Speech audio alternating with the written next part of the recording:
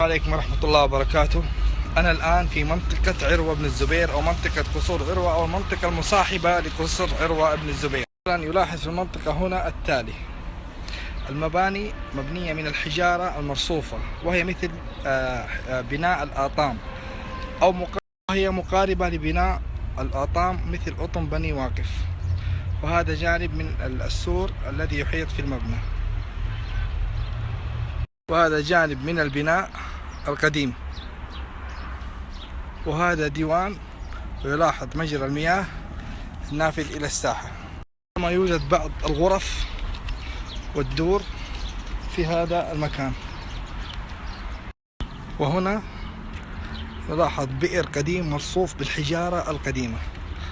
هذا بئر داخل قصر عروة بن الزبير. وأيضا يلاحظ العمق للبئر وهو عميق جدا، أن البئر على طول عمقه مبني ومرصوف من الحجارة المتناسقة. يلاحظ المبنى الرئيسي أو المبنى الكبير الذي رمم، وهو مبنى قصر عروة ابن الزبير. والآن نتجول داخل بعض الحجرات الموجودة داخل المبنى القديم. يلاحظ نظام البناء مبني من الحجارة والخشب والطين، وأيضا السقوف المبنية من سقف النخل وبعض الأخشاب القديمة. وأيضا يلاحظ النوافذ القريبة من الأرض كذلك.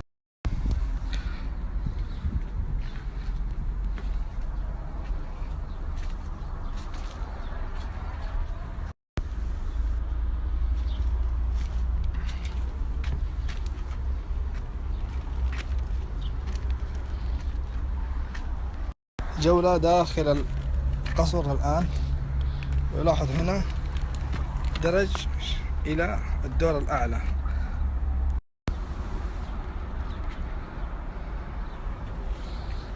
داخل قصر عروة بن الزبير منطقة عروة. وهذا مبنى يلاحظ فيه كثير من التصاميم القديمة في البناء. ويلاحظ أيضا الطابع الإسلامي في التصميم.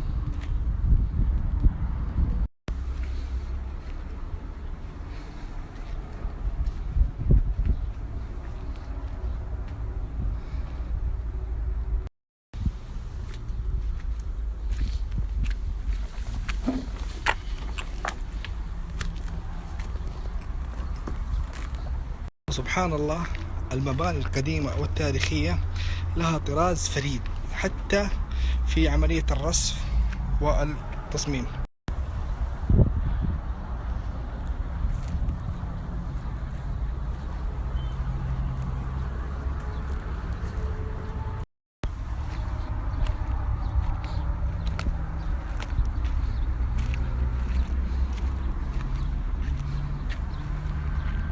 مبنى قصر عروة بن الزبير المشهور والمعروف. والمبنى الذي خلفي هو المبنى أيضا تابع لهذه القصور أو قصر منطقة قصر عروة بن الزبير. المبنى الذي أمامنا رمم، فجزاها الله خير هيئة السياحة والآثار على جهدها. ولكن الجميع يأمل، الجميع من هيئة السياحة والآثار، أن يتم ترميم المباني الأخرى أو المباني الأثرية مع مختصين في هذا الفن.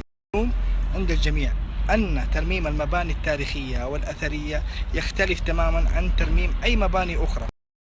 وللقيمة التاريخية لهذا المبنى، مبنى قصر عروة بن الزبير، وأيضا لاستثماره أو استغلاله السياحي، لابد أن يرمم وفق أنها طيبة. يتواصل معها العديد من المهتمين في هذا الفن والمختصين في فن ترميم المواقع الأثرية، وسبق لهم أن قاموا بترميم بعض المواقع التاريخية والأثرية في جمهورية مصر وأيضا في بعض الدول الأخرى. لذلك نأمل من هيئة السياحة أن يمتاز عملها بالجودة وفق المعايير المختصة، وهم راعين لذلك وأيضا مهتمين بذلك، ولكن للتذكير فقط. المبنى يحمل الكثير والعديد من التفاصيل التاريخية المعمارية التي ذكرتها المصادر المهتمة بالفن المعماري القديم، جانب من نظام البناء المعماري القديم في ذلك الزمان. ويلاحظ الفوهات والثغرات التي تحتاج إلى تفسير من قبل، ولا بد أن يكون هناك من يحمل هم هذه المباني التاريخية، خاصة أن المدينة المنورة مقبلة على أن تكون عاصمة السياحة والتراث لعام 2017 إن شاء الله.